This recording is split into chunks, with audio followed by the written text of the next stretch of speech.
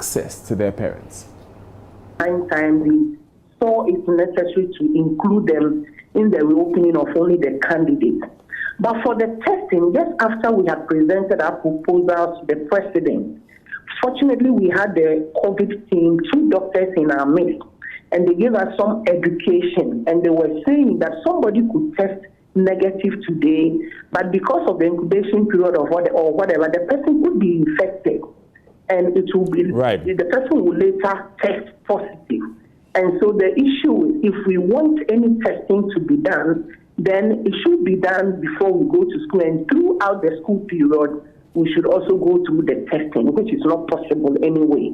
And so once we were told that any time there is a positive case in a particular community or school, they will do contact tracing and probably test all the students and the teachers in that particular educational institution. Right. So on the opening of schools, with the reopening of schools in the gold track, which is the issue that you highlighted there? You mentioned that you may have some concerns. We did not mention that we only wanted the candidates to be in school. But that was the gold track students of Apologies for the wrong soundbite there. That was Philippa Larson. She's president of the Ghana National Association of Teachers. Now, the executive director for the Institute for Democratic Governance, Dr. Emmanuel Akwete, is worried that the Electoral Commission is not communicating enough to the voting public just some few weeks to the new voter registration exercise. Now, speaking on the AM show, Dr. Akwete insisted the Electoral Commission at this opportune time needs to encourage its top officers to be the ones communicating relevant information to the public to engender confidence in the impending registration exercise and create credibility for the program. If you compare what is happening now to 2016 to 2012, I think a lot more communication is required. Also, anytime EC communicates, it educates. Okay, it explains what it's going to do, where it will get to, and what kind of support it needs from people, the assurances it gives, and so on. So that communication is important. Secondly, you would find out that communication is not only left to a communication officer. Okay, usually the EC chair plays a very important role, Afarijan. Okay, will step in to also be pedagogic, of course, the team about how things are going, and various other persons, not only the bureaucrats, but also the commission members will do that. So I think at this stage, the process is starting, which is very good, but they need to be quite active in explaining things at every stage. Okay, and also letting people know ahead of time. Now, Dr. Akwete also encouraged the Electoral Commission to increase the period for its pilot registration to enable it to adequately detect anomalies that face such new registration exercises. I think in the past the EC had more time than now, which is not entirely its fault. COVID is COVID. And so it's now going to have to operate within very strict, limited time. And that calls for greater cooperation. Otherwise, these processes will be delayed. So you're talking about 2 days. I do not think 2 days pilot test in Accra is enough. You have to go to the other regions. Maybe the newly created regions are maybe sparsely, populated. They are new and people are still moving or whatever. So you may not have to deal with huge crowds. Okay. The 6 put together is just some small percentage of the people that need to be registered.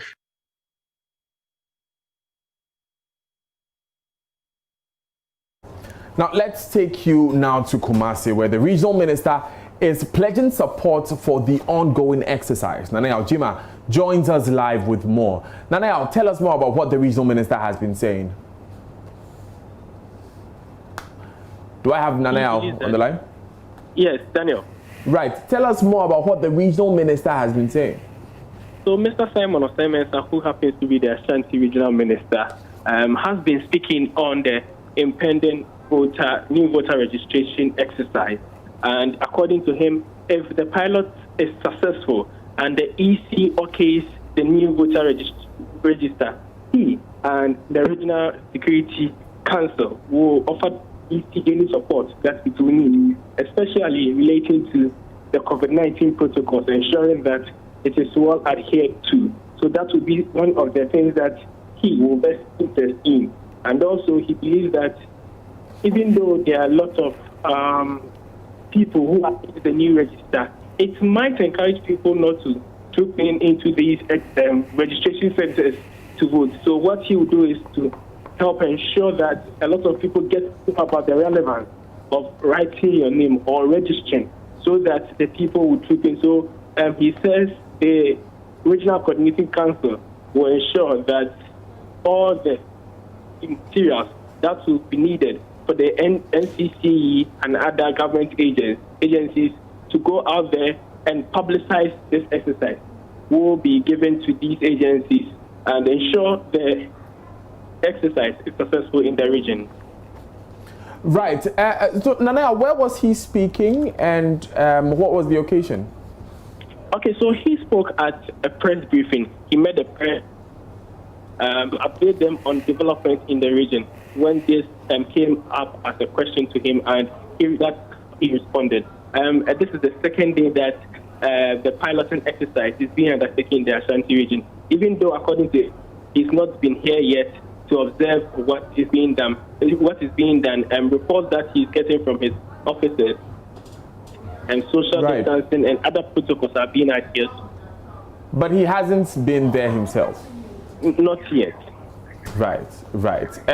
Have you picked any reports from the registration exercise ourselves? We don't have any update on that yet. Right. Now, thank you so much for joining us on this. We'll move to other stories.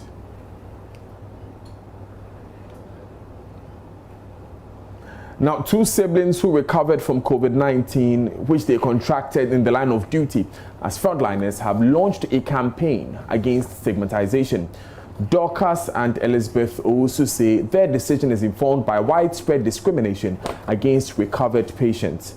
The duo, a psychologist and nursing officer at Konfanoche Teaching Hospital, say their decision is informed by widespread discrimination against recovered patients. My colleague, Ohiming Teria of our health desk, caught up with them in a chat and has filed this report. Many patients who have recovered from COVID-19 continue to suffer stigmatization from the public in Ghana. Some are even virtually ostracized and banished from their communities and place of work. Dorcas, a psychologist and nursing officer, Elizabeth, are among about 20 health workers who tested positive for coronavirus at Kath. The first time I was told, I took it normal. I was okay. Yeah, I wasn't scared. What came into mind was that, okay, people have gone through it and have survived.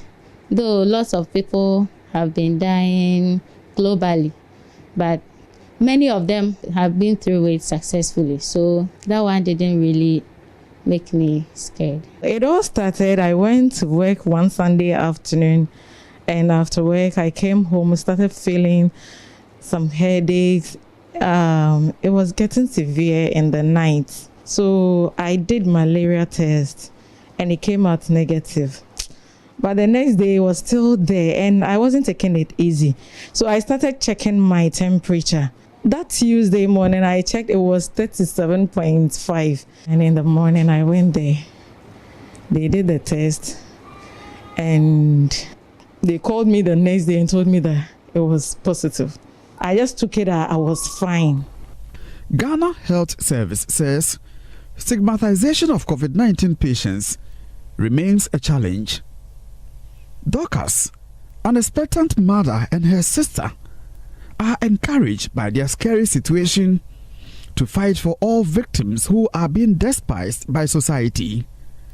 They have, in one way or the other, had a fair share of the negative attitude, even from colleagues at work.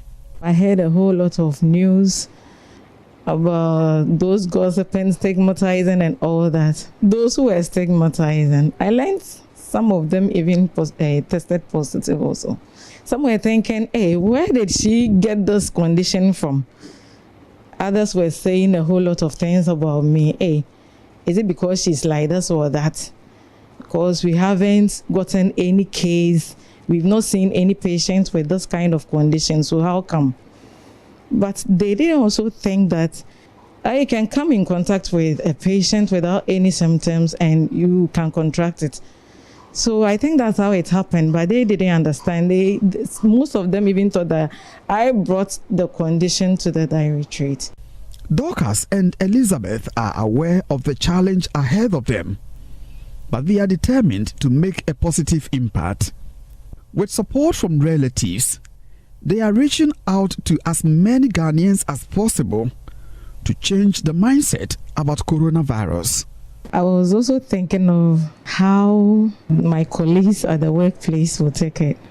But later I said I will still join. I think it will help.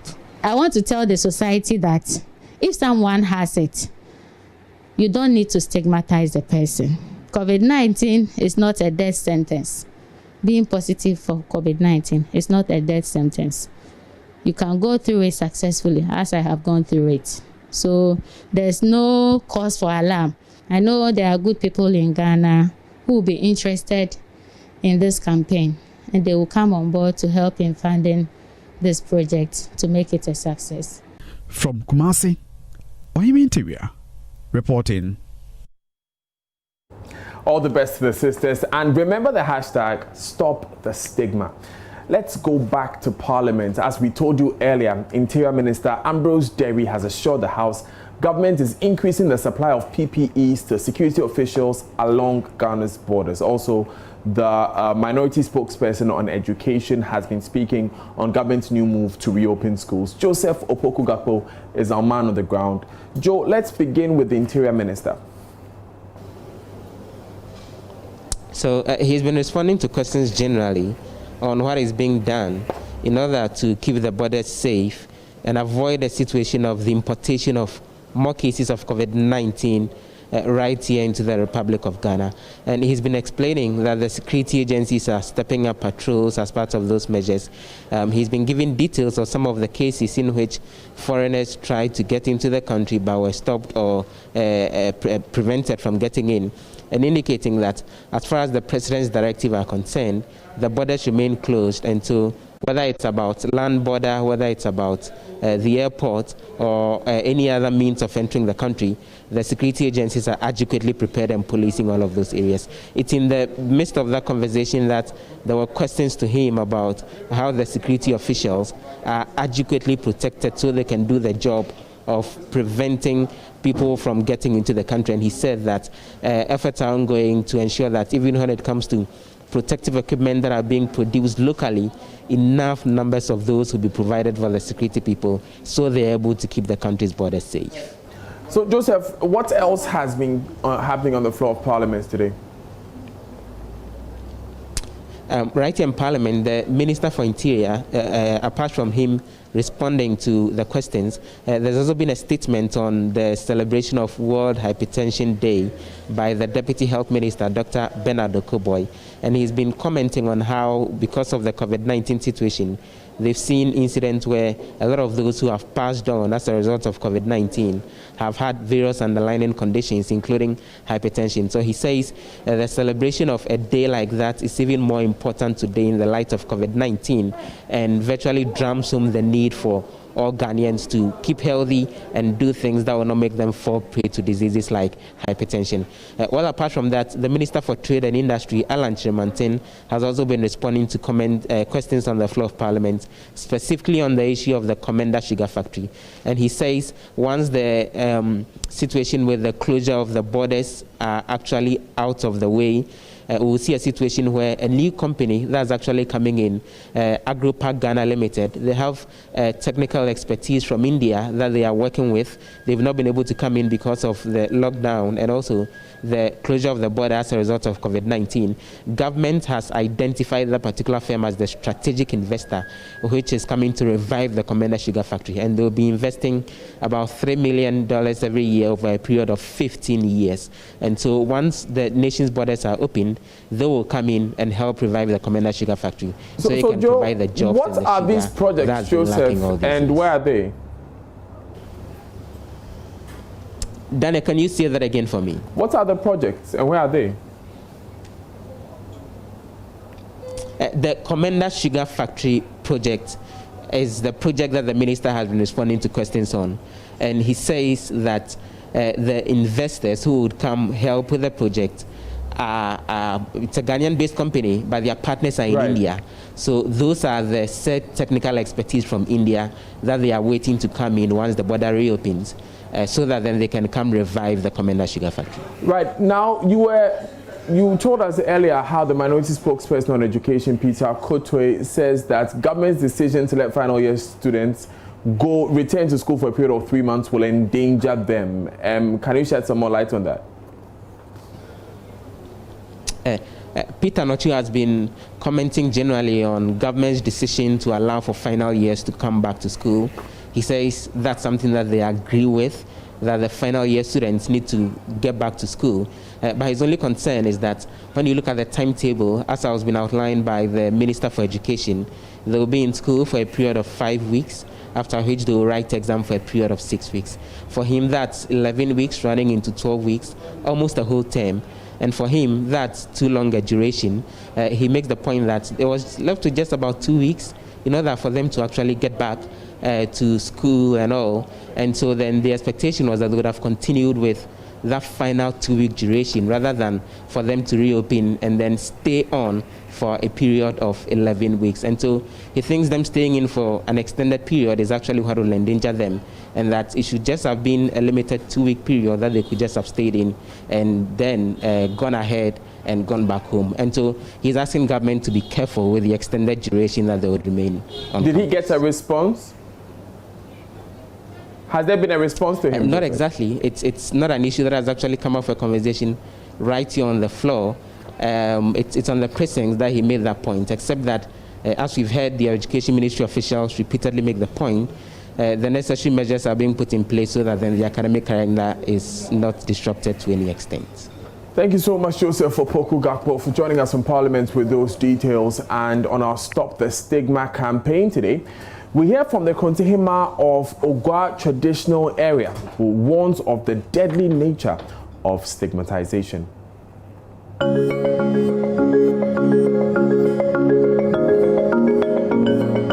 I am Nana Ama Iyaba the First, the Queen Mother of Efutu and Kontihima of the Ogwa traditional area. There is this story about this woman who people would not want to sell to her because her husband had been exposed. This is not good. Anybody who had gone into such a condition had already been traumatized. And so if the person is stigmatized, it's like adding insults to injuries. We should rather show affection to them. We should embrace them. Please, let us stop stigmatization because it kills.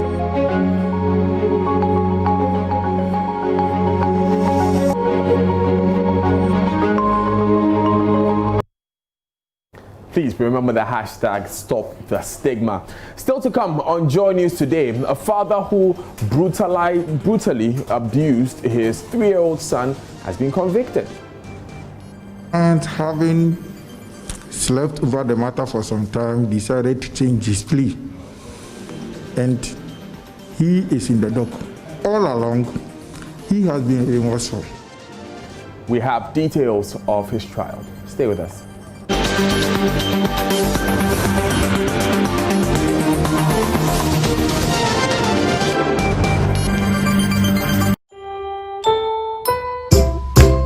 Is it the rumble in your tummy when you've had too much to eat?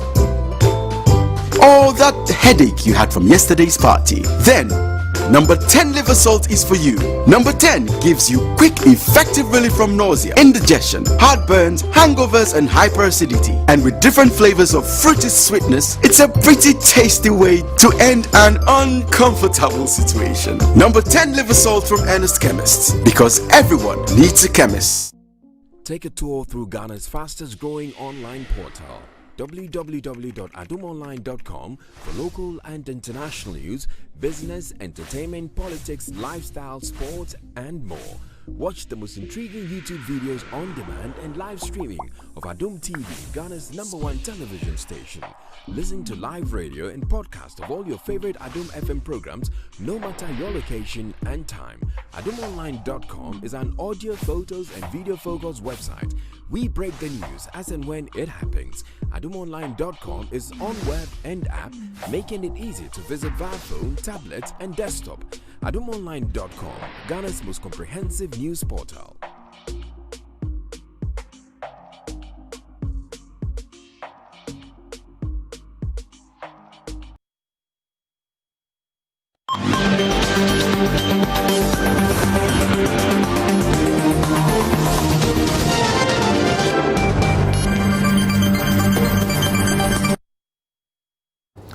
You're live on Joy News today. Thanks for staying with us. Now, a 25-year-old man whose whipping of his 3-year-old son led to severe injuries has been convicted of the crime. Ebenezer Osei-Bonsu today changed his plea to guilty and pleaded for leniency. Sentencing has been deferred to the 9th of this month. His 3-year-old son was hospitalized with severe wounds after he was whipped with a belt and power cable for bedwetting.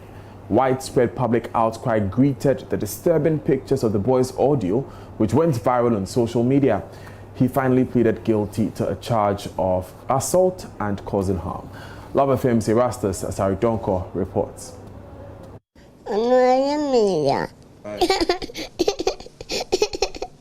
Junior's body depicted a prisoner of war tortured in a concentration camp when he was rescued from his father by his mother and the Bokrom police. Deep cuts and marks of assault spread over his back, hands and thigh, with 2 huge bumps on the forehead. Junior's 26-year-old mother could not hold back her tears when she narrated what happened. I'm sad because of my son. How is he suffering? He can't sleep. I want him to be in jail. Yes, I don't want him to come home. Ebenezer Osei-Bonsu pleaded not guilty when he first appeared before Kumasi Circuit Court. He was granted bail but could not meet the bail conditions. The prosecution was on the verge of moving the case to a higher court after the presiding judge rejected the accused police caution statement and that of the victim and his mother. The young man who shipped his child with a belt and cable wire until the child developed huge wounds on the back, thighs, and legs has finally been convicted of the crime. Today, in court, he changed his plea from not guilty to guilty. Ebenezer Osei-Bonsu, who was looking very sober in court today, decided to change his plea. According to his lawyer, they cannot argue with the court. He committed the act, he beat his child, just as has been reported, and that they are calling or praying the court to give the accused person a mitigated sentence. My client, having slept over the matter for some time, decided to change his plea. And he is in the dock. I'm only to advise him. So we weighed the implications or the repercussions of the plea, the change in plea. Of course, the Attorney General were also included. So we came to the realization that fine, if it is going to help our cause, why don't we give it a try? I believe it is as a result of the remorse. All along, he has been remorseful. He intimated to me that he was not guilty. He pleaded not guilty. But within him, believing that he had actually beaten his son, it was within him. So it was like he was living a double life. In court, you are not guilty, but in private, you are guilty. Then why don't you open up to the court, for the court to deal leniently with you, for you to be free, both within and without? so that you'll be able to bite the bullet and then submit yourself to the jurisdiction of the court and whatever the court is going to say. Reporting for Joy News, Erastus Asaredonko, Kumasi. Now, Joy News' investigations have uncovered breast cancer patients at the radiotherapy units of Ghana's 2 main referral hospitals are made to pay some unapproved fees before being administered a life-saving drug. An agreement signed between the government of Ghana and the Swiss-based pharmaceutical company Roche in 2018 provided breast cancer patients with a treatment drug called Herceptin at no cost. But the radiotherapy units of the 2 hospitals are billing the patients for facility user, development fund and chemotherapy fees before they can receive the essential drug. Joy News' investigative journalist Kweti Nate reports the hospitals are making up to 300 cedis per vial of Herceptin administered to the patients. Today when I'm here, they are telling me that to pay 250. That's why I'm surprised. Vida, not her real name, is a middle-aged woman battling breast cancer. Her biggest worry now is she spent all her savings battling the disease. Now her business is on the verge of collapse. All my money is finished. So yesterday when I came, they told me that the money is covered for insurance. So I'm glad that my money is okay for me. Today they told me that to pay the 250. It's Vida's 5th time at the radiotherapy unit of the Kolebu Teaching Hospital. She's being asked to pay 250 Ghana cedis before she is given medication, even though she's covered under the National Health Insurance Scheme. She will not be administered the Herceptin injection until she pays the money. She's issued with an invoice containing facility user fees and chemo. The Global Cancer Incidence, Mortality and Prevalence, Globacan, estimates that 16,000 cases of cancer occur annually in Ghana. In 2018, the Ministry of Health and the Swiss-based Roche Pharmaceuticals signed an agreement aimed at making Herceptin free for breast cancer patients under the National Health Insurance Scheme. Country Director of Roche, Philip Addison, said the partnership between government and the Swiss company was to eliminate the cost barriers faced by breast cancer patients in Ghana. What we had given the government was supposed to be completely reimbursed by the NHIS, so that patients would not have to pay, and so that money would not be a barrier for any woman or any patient who would need Herceptin for breast cancer. But Joy News checks reveal since November last year, health officials at the radiotherapy unit of the Kolebu Teaching Hospital have charged patients 3 different unapproved fees before administering the Herceptin injection. In one encounter, 2 patients were charged separate amounts, 250 Ghana cedis and 200 Ghana cedis. On the 14th of November last year, before assessing breast cancer medication, these monies were meant for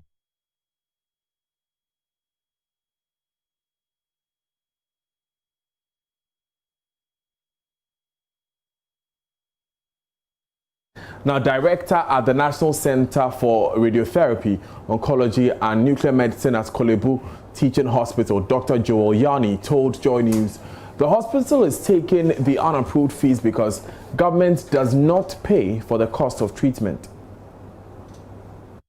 It is not exactly so. So what is the situation then? When Herceptin is given, but what you are saying is partly true. Like when Herceptin is given, it's given with another drug. Which other drug is this? It's called paclitaxel. Okay. And the paclitaxel may or or may not be on the health insurance. The supply is a bit erratic. Sometimes it's on, sometimes it's not on. So the situation is not as simple as that. And how much do you charge per that? I don't know exactly, but it is billed by people involved. You do not know how much you charge for that? Pardon? You do not know how much you charge for that? I don't know exactly how much it's around that.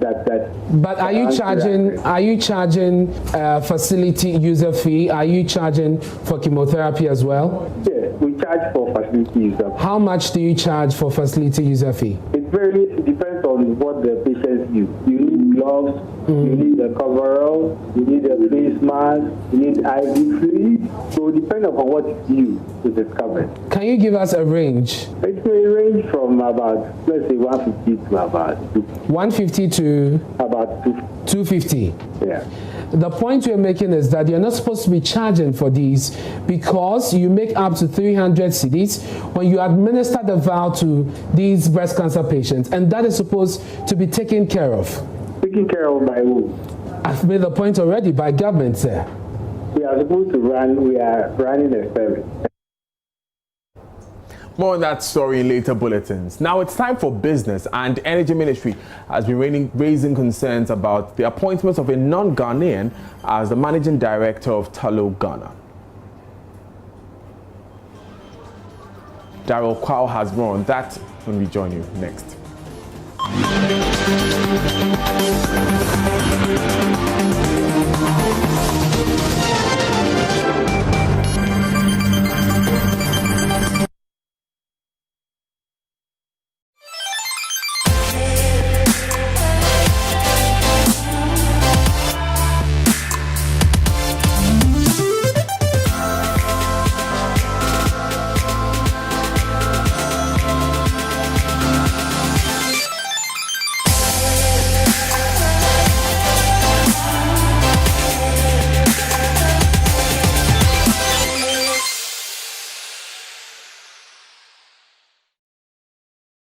Rushed in there, picked those bottles and had to use it. But Betty is not deterred in her quest to go nature's genesis. I'm excited in the whole thing because it's like me following my passion.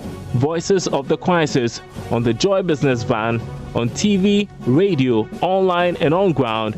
It is powered by Joy Business and supported by EcoBank, the Pan-African Bank.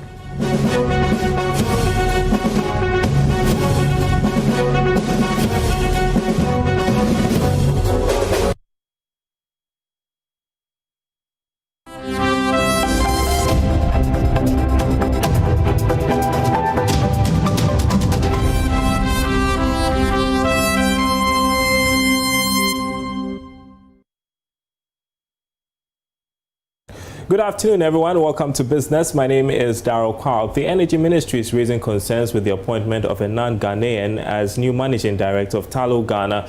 The oil exploration firm earlier this month announced a former employee of British Petroleum, Wissam Al-Munthiri, as new boss as current managing director Kweku Awotwe retires by the end of this month. Dr. Amin Adams says as a partner, government has not been notified. And so there is a rise in the number of Ghanaian companies or indigenous companies that have registered to work in the industry. But you and I know that most of these companies have not done work in the industry before. And this industry is about track record, and so you have to support them with the capacity to be able to work in the industry, to become competitive in the industry. I have to tell you that of the 5,000 Ghanaians that were recruited in 2019, to work in the industry, 600 of them were in management positions. Some senior management, others middle level management, 600. That's quite decent to start with. Specific to Mr. Awotwe, he is a distinguished technocrat and leader. And I know that both Ghana and Tullow have not regretted his leadership. Similar to the Ghanaians we have at Cosmos Energy and other companies. The latest Ghanaian to be appointed to head a foreign company is Ms. Khadija Amwa, Aker Energy country director. And so as Mr. Awoche is leaving, another Ghanaian has assumed a bigger role in another company. But let me say that we only have been informed so far about Mr. Awoche's exit. But as to who will replace him, the company will usually come and discuss with government. And we haven't received any delegation to discuss that yet. And so if you're already talking about a foreigner having replaced him, that is not known to us, because officially we haven't discussed the replacement but with the company. Yes, this is not official because... In other news, work on ICT facilities in 30 communities across the country has begun. The project, expected to be completed within 6 months, has been inspired by a survey conducted by the Ministry of Communications, which revealed that many communities have no access to basic electronic platforms provided by government for education. There's more in this report. The 8 million cedi project, to be funded by the Ghana Investment for Electronic Communication (GIFEC), will also serve as a business resource center for rural areas. Speaking to Joy Business after the sword-cutting ceremony in Esuom, one of the beneficiary communities in the eastern region, Communication Minister Ursula Owusu-Ekufo explains that the outbreak of COVID-19 has made it necessary for such a facility. It's not just the students who need IT skills in this current age. If the pandemic has taught us anything, it is that ICT is indispensable for every aspect of our lives. We're learning remotely, doing telemedicine, working remotely, having our meetings on various IT platforms. And so this community also needs to be engaged, and all communities in Ghana also have to be part of the information age. There are some which have access to the internet, but for which the internet is not affordable. And this is one of such communities. In the ICT center, they can all access it for free, apart from those who will use those facilities to facilitate their business, will be required to pay a small fee, and even private businesses as well, so that we can use it for operations and maintenance. Among the communities to benefit include Dodowa, Winneba, Pram, Atonsu, and many others. The minister also disclosed how the project will be rolled out. Spending about 8 million cedis to build these 30 ICTs and centers. And it may seem expensive, but when we did our assessment, it comes in way cheaper than some that have been built previously. And we're excited about the prospects of it, because they can become e-services centers in the various communities. Administrator for the Ghana Investment for Electronic Communications, Kofi Asante, urged beneficiary communities to ensure that the facilities to be provided are put to good use.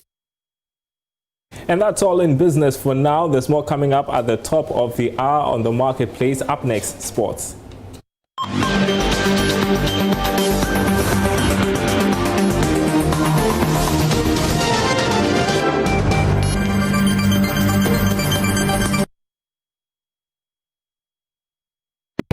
Greatness is found in history and in heroes. Greatness is rising above the ordinary. Greatness is the long, difficult road to being extraordinary. A series of documentaries profiling the lives of extraordinary leaders in the Ghanaian society.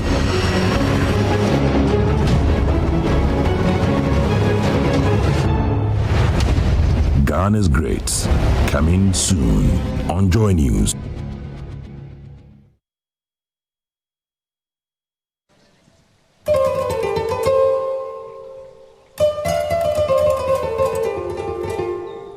Communal wastewater is full of nutrients, but some emit dangerous gases into the atmosphere which affect climate change.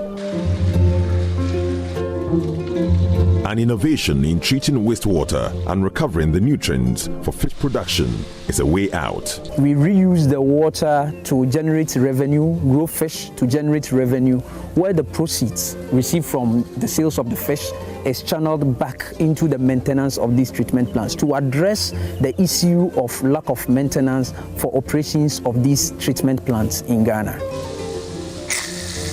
Here is the story of Trimac Aquaculture Center on Climate Focus.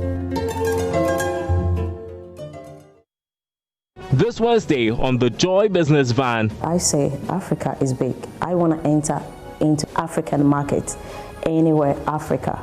Keeping her dream alive despite the COVID-19 pandemic, we'll meet cosmetic scientist and CEO of Nature's Genesis, Betty Kimmel, trying to keep her beauty brand afloat in these times. We've been in the queue since March, asking for the same packaging, but it's no more in the system. There was the need for hand sanitizers, so many people rushed in there, picked those bottles and had to use it. But Betty is not deterred in her quest to go Nature's Genesis. I'm excited in the whole thing because it's like me following my passion. Voices of the Crisis on the Joy Business Van, on TV, radio, online and on ground. It is powered by Joy Business and supported by EcoBank, the Pan-African Bank.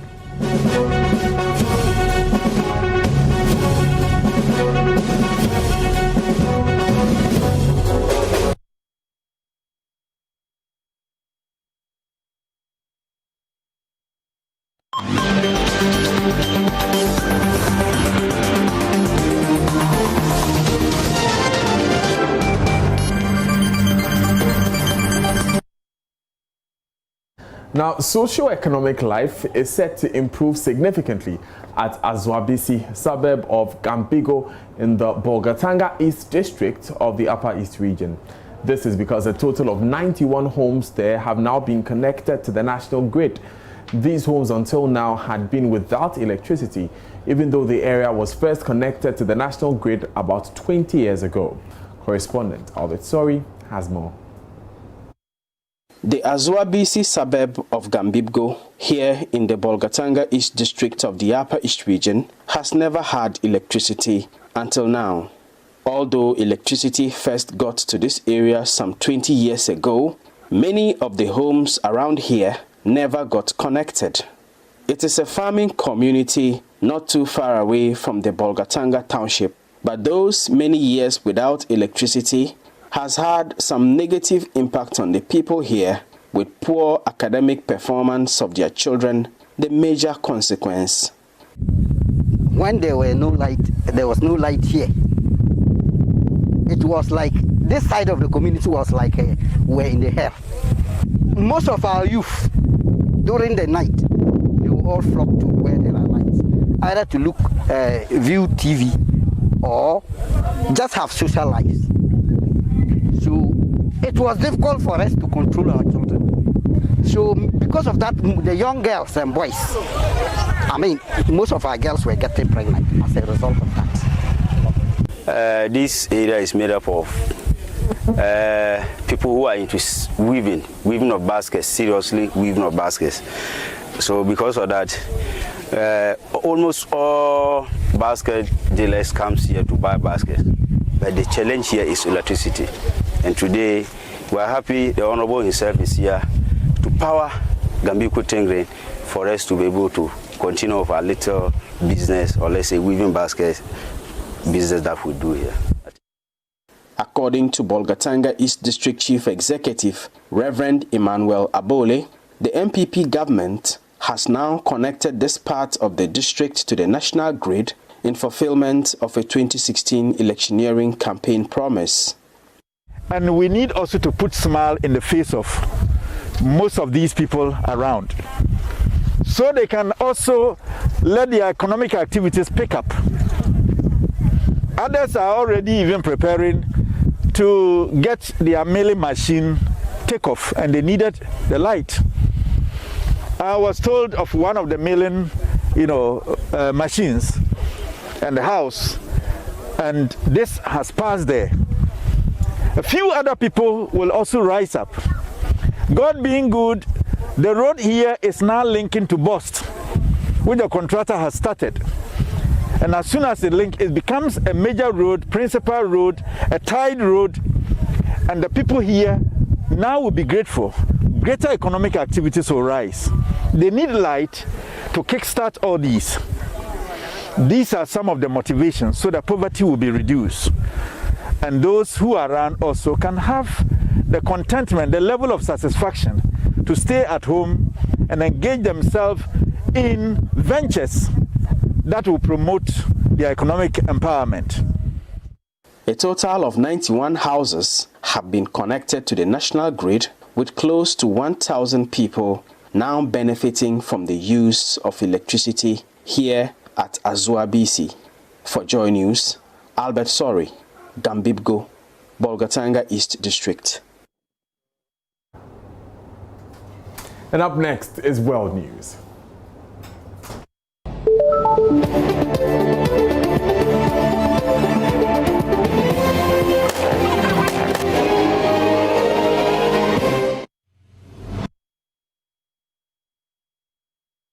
Now, Pope Francis has spoken out against the killing of George Floyd.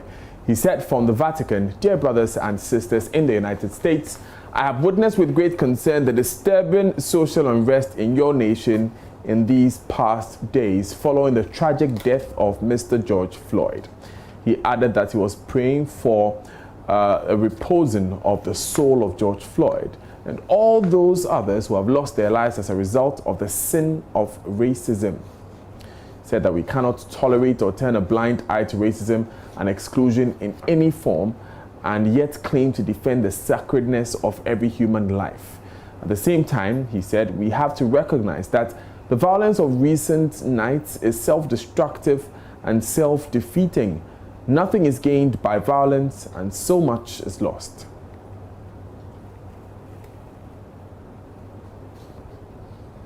Now, UK Prime Minister Boris Johnson has said he completely understands public anger in the US and abroad over the death of African-American George Floyd in police custody last week. Questioned in Parliament about the lack of a UK government response, Johnson responded, "Of course, Black Lives Matter, and I totally understand the anger, the grief that is felt not just in America but around the world and in our country as well." He continued by saying the only point he would make to the House is that protests should be carried out lawfully, and in this country, protests should be carried out in accordance with our rules on social distancing. Now, thousands of people took part in protests in London on Sunday.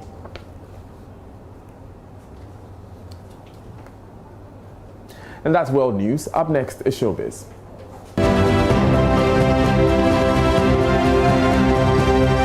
Let's get it. Hey, knock, knock, bang, bang with the cash. My name is Kweku Ejaya Mwabusompem, also known as DJ Fantastic.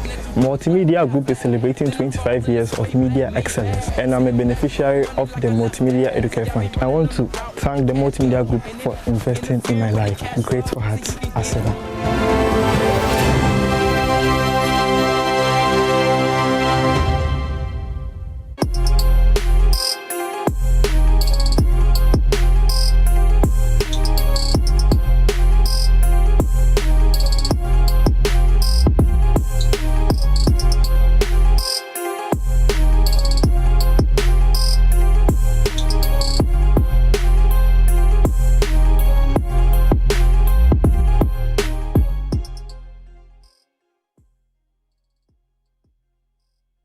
Good afternoon, welcome to Showbiz here on Joy News today. Now, legendary gospel music duo Tego Sisters say just like everyone, they have been affected by the COVID-19 pandemic. Good news, however, is that they are keeping safe and urging all to do the same. COVID-19, this pandemic, nobody knew that this thing is coming. It just came. But as the song ministers, it wasn't easy because now we have a programs plan that we have to do. Some people also invited us for their programs, but because this thing came and immediately it happens, the president said that everybody should stay home. So all these activities went down the carpet. So we've been trying to cope because it's something that you can't see it and you don't know how to fight it. So we're obeying the instruction of the president. So I believe we have done a lot to cope with it. If you are not going out to do anything, you are not going to buy anything, stay home. Put your nose mask.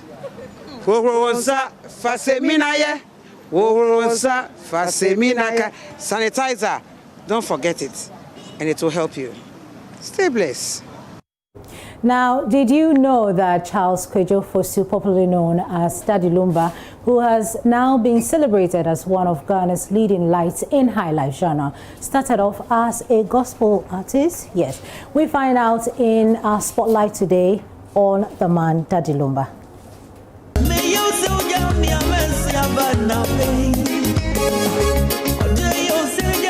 At age 16, I was probably yet to figure out exactly what to do with my life. But the man Charles Kwadwo Fosu, popularly known as Daddy Lumba, knew he was cut out for music. And the Joabing Senior High School Choir was a good place to start in 1983. His sojourn in Germany after school connected him with a man credited partly for popularizing Burger High Life in Ghana, Nana Echampong. And that was the beginning of a career in high life music for him. Normally I was a gospel singer, and it's only when I met Nana Echampong who diverted me from gospel into that high life stuff. And I'm really grateful to him for what he did. Their partnership grew into the formation of Lumba Brothers, a group which released the popular Yeye Aka Kwentuomu album.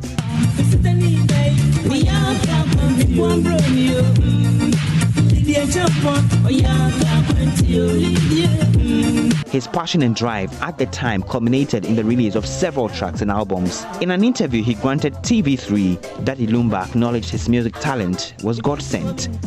I think it's by God's grace, and I'm really passionate about everything I'm doing. I really love music, and that's what has helped me through all the years. Yeah. For 3 decades, the man born at Insuta in the Ashanti region has been at it, releasing more than 30 albums. Some musicians will later take inspiration from DL, and one of the most prominent to have burst onto the scene through his association with him is Oforian Pongsan. Though some have in the past drawn a contrast between his gospel songs and what they say are the provocative visuals of his music videos, the fans have loved him and continue to love him. He does not take this for granted. I do without God. He has been the focal point of my life. He has helped me through all the years. He has made me what I am, although I'm from a very poor background. But a big shout out to those people who have helped me throughout my career, especially my own boss, Mr. Kempong. DL suffered some health issues, and after recovery in 2015, he bounced back with a gospel song with musician Great Ampong. The artist has been rumored dead on a number of occasions. What really bothers me was the last time that came out that Lumba is dead. It was very depressive, and it was hard-hitting for my family, especially my children. You can see the distress in their voices when they call me from abroad, asking me if that's true or not. And that's the only thing I regret. Aside from that, I'm really grateful to the people of Ghana. In 2014, he released this song, which some music watchers say was a message to all after he had gone through a phase of his life he would want to forget in a hurry.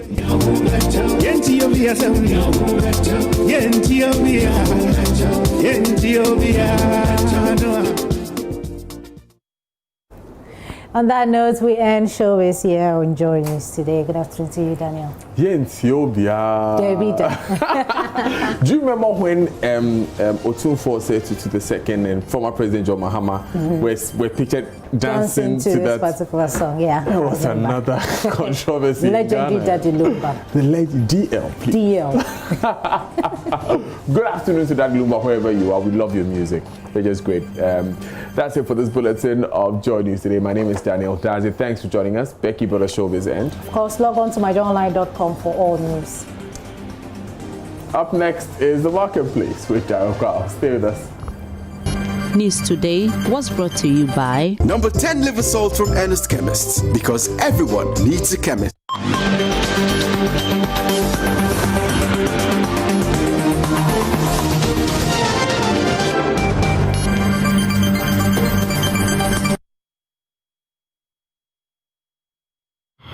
In the world, the media is getting saturated with lots of hoax news stories, false claims, exaggerated headlines. Simply, fake news is spreading fast. In this pandemic, fake news is a new infodemic, but fearless journalists at Joy News are on the front line fighting fake news with a series of fact-checked, compelling news reports.